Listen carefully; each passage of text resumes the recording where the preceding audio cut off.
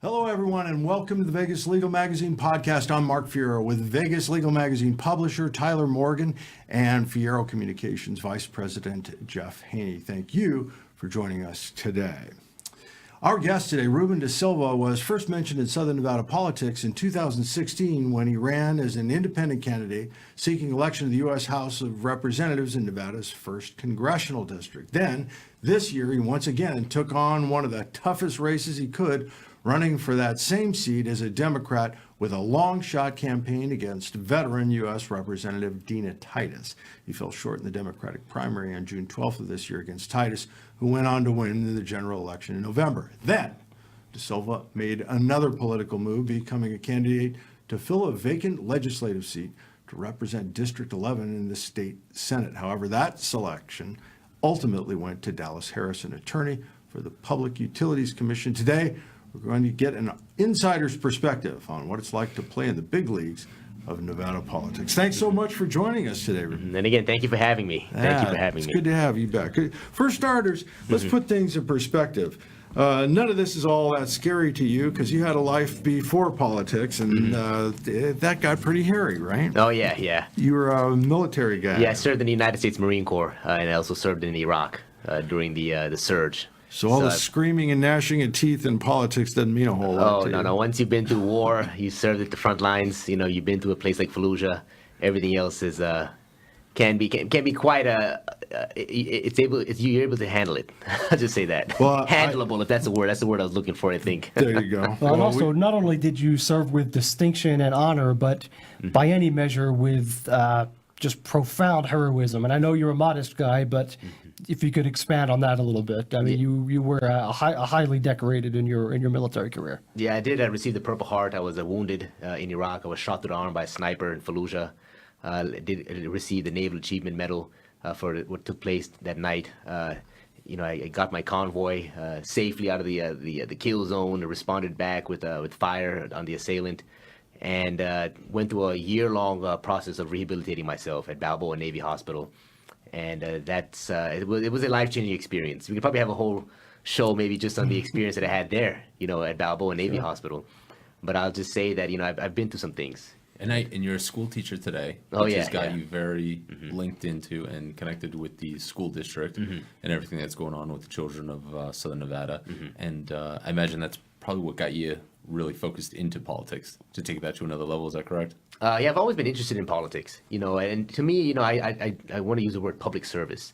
It's serving other people, serving the community, serving the country, things that were instilled in me as a young person by my father and my mother, who were immigrants to this country. And that's one of the reasons why I joined the Marine Corps. And after, finishing up there, went to school, graduated with a degree in diplomacy, and went on to decide to teach in the school district because I saw that as being one of the ultimate ways that you can give back to the community is by teaching in our public schools. Why shoot so high at the outset? Now I will tell you that you get high marks for the campaign fundamentals. You did a good share of walking. You were hard at fundraising, but why start so high on the totem pole?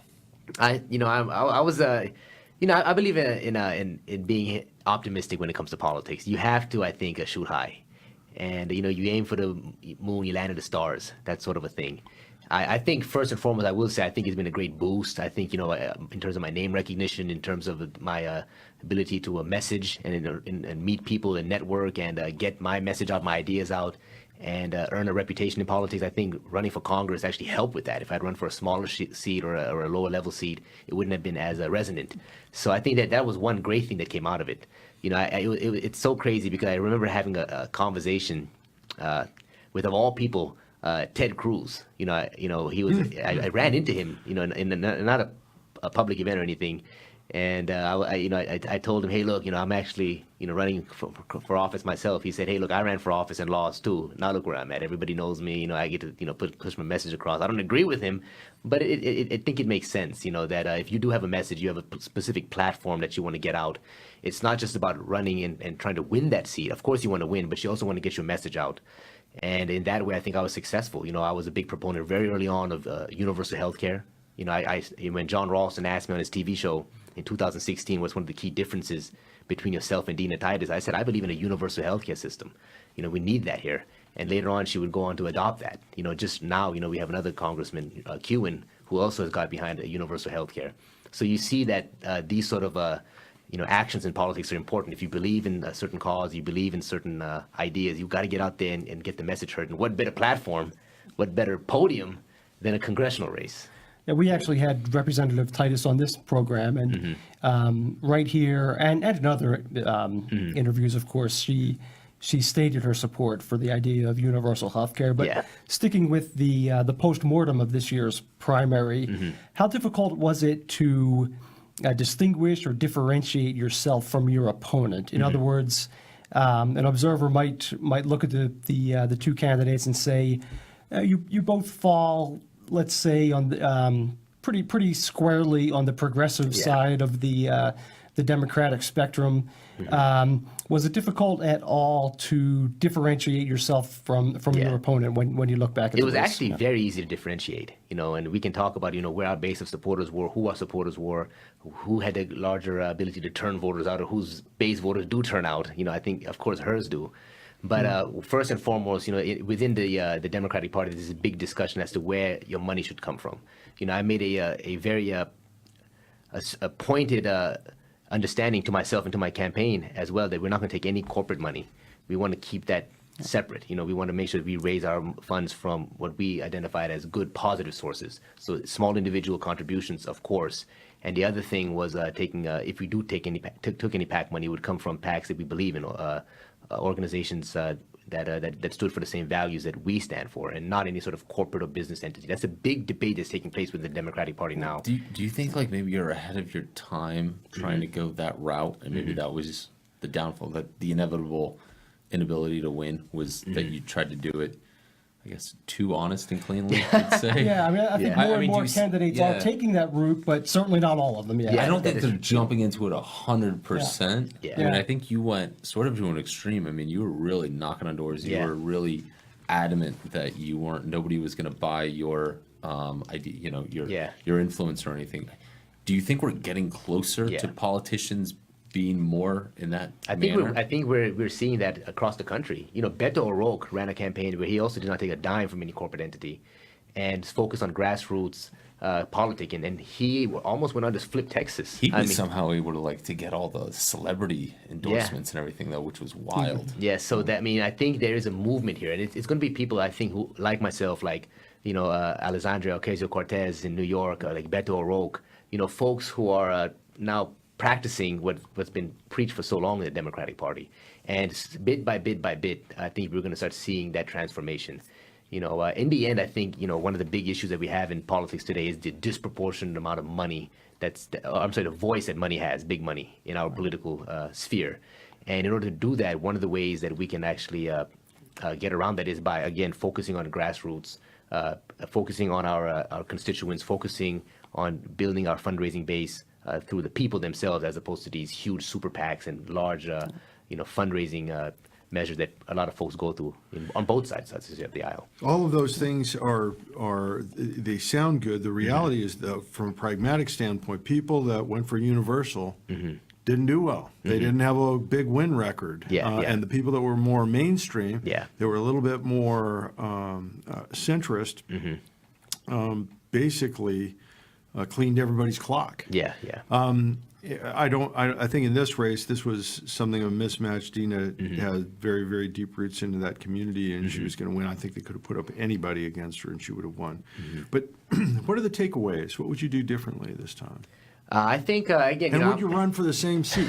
Would you run for the same seat? I don't see myself running for Congress. Okay. But I'm definitely interested in running for office in the future. A state Senate seat, maybe an assembly seat. I did seek the appointment in SD11, and we can talk about that hopefully here in a little bit.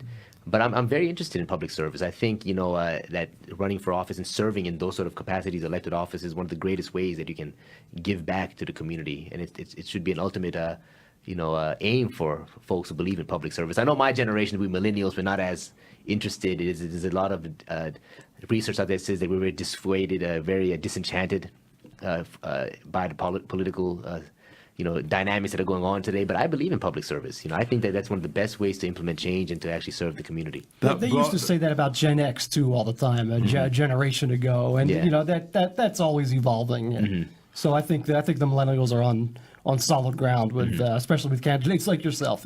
I hope so. I hope so. The ball gets moved when there are leaders, when there are John F. Kennedy inspired a nation to public service. Richard Nixon, a generation of people despised him so much, hated him with everything that they had, that they turned to public service because they wanted to stop people that were as crooked as he was. So in this last go round, you mentioned the state senate, and I'm going to tell you, I've watched the legislature for many, many years, and what you find is, a lot of our understanding of the way politics works is movies. And to make a good movie, somebody's always got to be a crook. Somebody's always got to be crooked. But the reality is they're faced with tough decisions. You strike me as the kind of guy that can make those kinds of decisions. What was it that drew you into that made you seek out into the SD11 race? Actually, it's an interesting story, and I'm fully transparent. I just speak what I know is what I know to be the truth. Bring it. And so this is interesting because it's not your typical election story. So I was actually brought into the race. I was asked by several people in the AAPI community to be a candidate for the community. This was pretty much the entire leadership, the business community, Explain AAPI. AAPI means Asian American Pacific Islanders, and that seat was now a seat that pretty much also encompasses the major cultural hub for the AAPI community here in Nevada, which is Chinatown, the area around Spring Mountain, and Decatur, Jones. The AAPI community makes up about 20 to 22% of the population. So if there's an area that where we wanted an Asian representative, and I'm Indian American, South Asian, that would be the place. So I was actually asked by the community elders, and we have to respect our elders. I mean, we're Indian, we're Asian. So I said, let me look into this, and if I can talk to a few people, and if I can get their blessing, their go ahead first, I'll jump into it. So I went out there and I spoke to a couple people. And they all said, you know what, you should apply. You're a highly qualified candidate, and if this is what it takes, get in there. The other issue that I had was their whole residency thing. I was living in Huntridge, but on the same token, I was actually looking at moving out for a while. So my friend could have my house. I was gonna rent it out to him while his children were here visiting from Philadelphia for 3 months. So it kind of worked out. I said I was actually looking to move somewhere, and I got an apartment across the street from the Palms. And I talked to Kelvin Atkinson, the Senate Majority Leader, beforehand, and said, "This is an issue here. I mean, am I legally able to do this? Because if I can't, I'm going to stay out of it."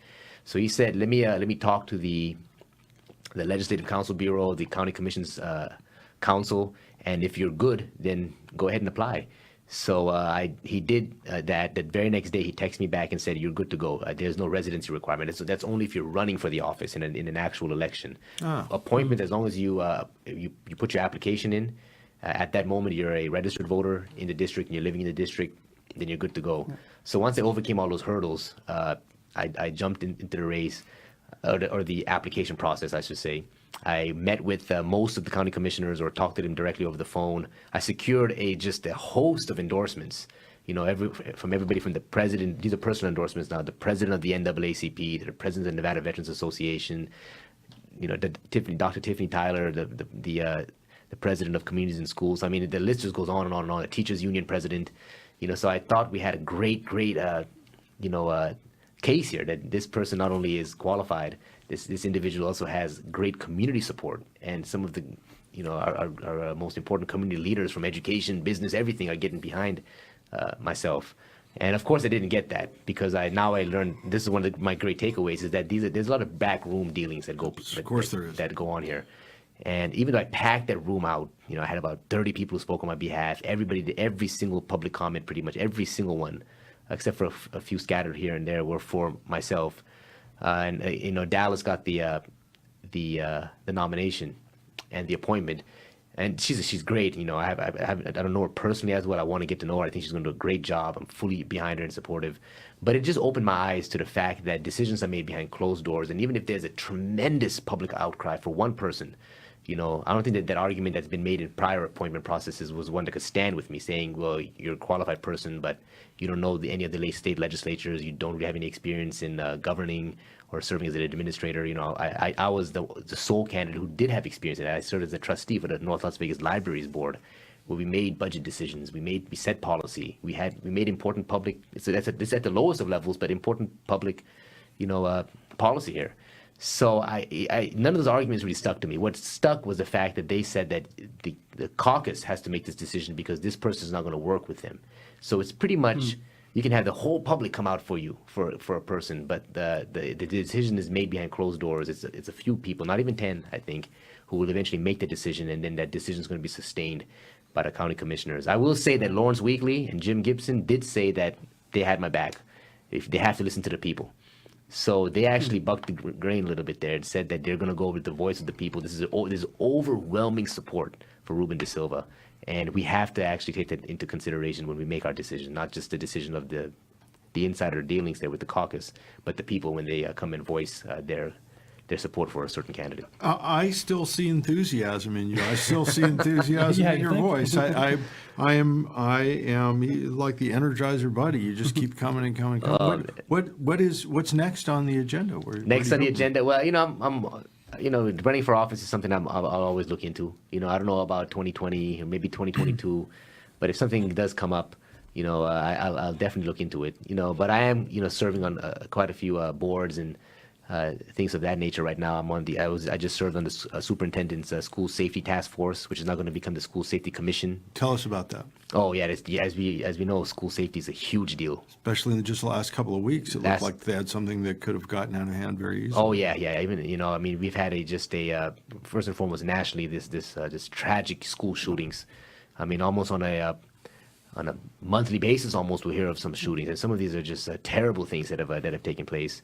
So that is a concern here in Las Vegas too. We've actually had a murder on a campus, at Canyon Springs. We had a young man was killed on campus on school grounds, and that's something that hasn't taken place in decades. I believe the last time we actually had a shooting that resulted in a death on campus was in the early 1990s at El Dorado High School, which is what I understand. What are your feelings on school safety? Do you have some solutions that you think would help provide better school safety and prevent some of these shootings and incidents from happening? I'm very keen on preventative measures.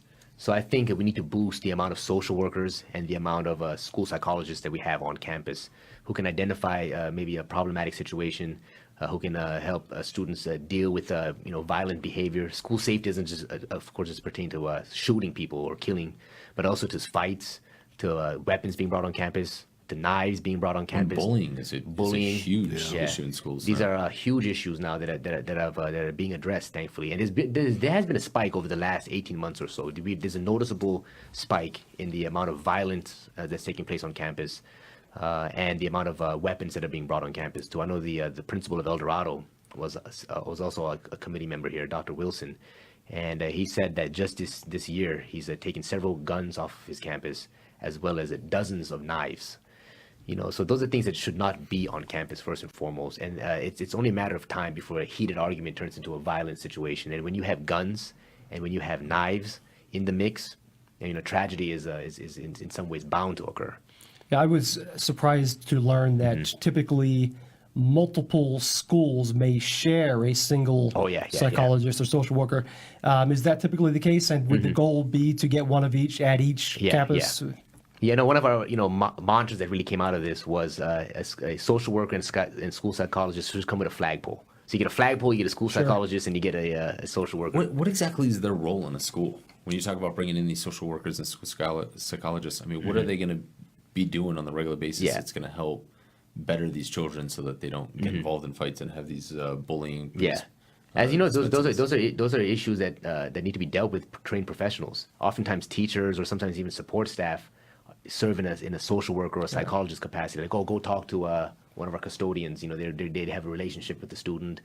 talk it out with them. If there's a violent act that takes place on campus or a student makes a threat, that shouldn't be the case. We need professionally trained school psychologists to deal with some of the mental health issues, particularly, that are taking place there. So there's a tremendous need for that. The other thing with the social workers is that the social workers I think is even more of a broader sort of a job, because now you have to deal with families. You have to look into kids who may have abuse taking place at home, who may be facing poverty, who got caught up at a store because they stole some snacks, but now understanding that they did this because they don't have a dinner available for them. They get a breakfast and they get a lunch. We provide that in the school district, but oftentimes that third meal is not provided for, so they have to find another way. So that's the reason why that kid was locked up and was booked for burglary or theft. So these are the sort of things that social workers look into. And my high school, Rancho High School, the biggest high school in Nevada, we are pushing 3,500 kids.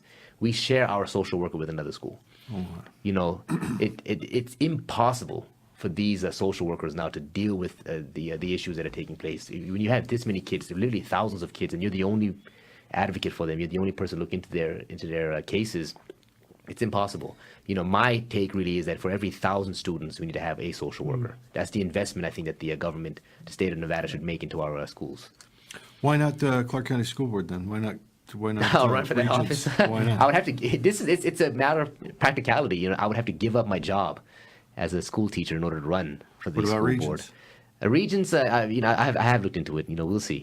We'll see. I would be very much interested in higher education. It sounds like you'd be perfect for the school system. Yeah, I would. You'd be great for the Regents. Yeah, Just to. I would very much. I'll look into it. But the school district, I would have to give up my job as a teacher. I'm not a rich guy. I'm a school teacher who hasn't seen a raise in all my years. You mean with all the money that they throw at school teachers? It's always interesting to me that people can look themselves in the mirror after conflating cost of construction with teachers' pay and say, look at all the money that we're throwing away on these students. Well, you built a building because we built a bunch of houses and the tax base grew. And how did that help our kids? Teachers are so poorly paid. And it seems like every Nevada. politician is running on some part of their campaign saying, oh, we're going to make the school systems better. We're going to get better funding for the school teachers. I don't think there's been like an increase in wage for school teachers in like 20 years out here. Yeah, We have money for, as you know, military. We have all the money in the world. We have all the money in the world to do 1,000 other things, but Yeah. You kids. just say things that sound No good way. but don't actually do anything. Yeah, I think That's we the have to big have a question. concerted Really effort. Lip is. service versus actually taking Yeah. action. And I was sad. actually taken, aback by, Governor-elect Sisolak when he said that he wasn't going to take a paycheck until teachers got a raise. So I was very much, taken aback by that. I shot a TV ad for him, and it was campaign, knocked on doors, got my whole apparatus, after not winning the primary behind, especially Sisolak, because he really sold himself now, put the image out there of being the education candidate. My union, the Clark County Education Association, the teachers union, Clark County teachers, were one of his earliest supporters. So I am again optimistic here. Hopefully we can see some important investments in education. Our per pupil spending is about $8,400, which is very much below the average, national average. If we could up that a little bit, if we could again focus on raising teacher pay, which will keep good teachers in the district. We have a very high turnover rate, and one of the things that teachers say is that I go through all this craziness. It's a very difficult job. It's thankless oftentimes, and I'm not getting paid. I'm not seeing a raise. And you have to go in your pocket to buy supplies Yeah. half the time. Yeah. It's amazing how I many spend teachers hundreds, come out of pocket. thousands of dollars out of my pocket for, I do a lot of after school activities. I advise a plethora of clubs, and I got to pay for the pizza and the snacks, and if kids need a ride, sometimes we don't have rides, and I got to pay for Ubers, and I do all of that. One of the It comes out biggest of my things pocket. recently was with the legalization of marijuana.